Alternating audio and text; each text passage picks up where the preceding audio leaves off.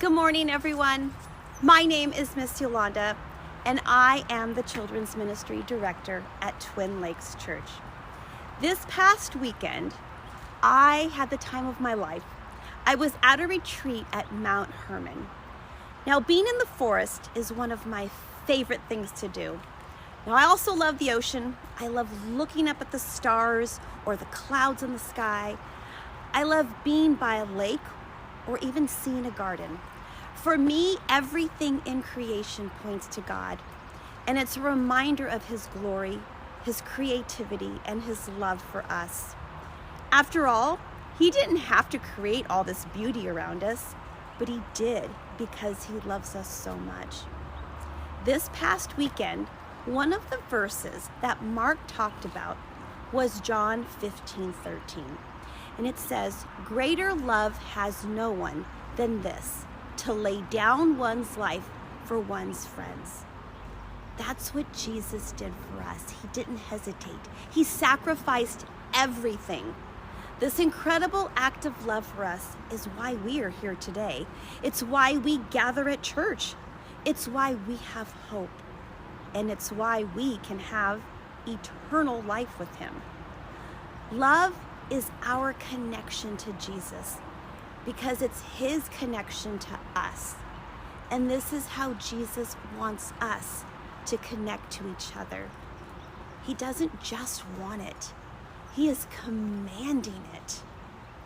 In kids ministry, we remind the kids that when we show others love, we are showing others Jesus. And I want us to remember that too. Now, Mark asked us to think about who we can serve, who we can include, and who we can lift up. All of these actions, they center around acts of love. Jesus is asking us to sacrifice for others because this is an act of love. Now, when I was in the forest at Mount Hermon, the redwood trees reminded me of how they support each other. In fact, redwood trees, they don't survive alone.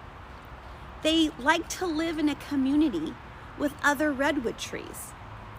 Now, some of you may already know that the roots of a redwood tree don't go down very deep, but they do go out and they intertwine with other redwood trees. Now, they do this to share nutrients with each other and to support each other. This support is super helpful, especially during stormy weather. They help to hold each other up. I even learned that when a tree isn't getting enough nutrients, the other redwood trees will share their nutrients through that root system with the other tree so that it can survive. Now, I don't know about you, but once again, how cool is God? I feel like His creation just points to Him by showing us what loving each other looks like.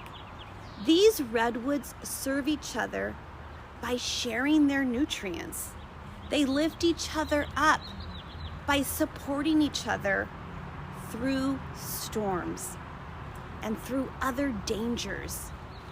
And they include each other in their little redwood communities. It's so incredible.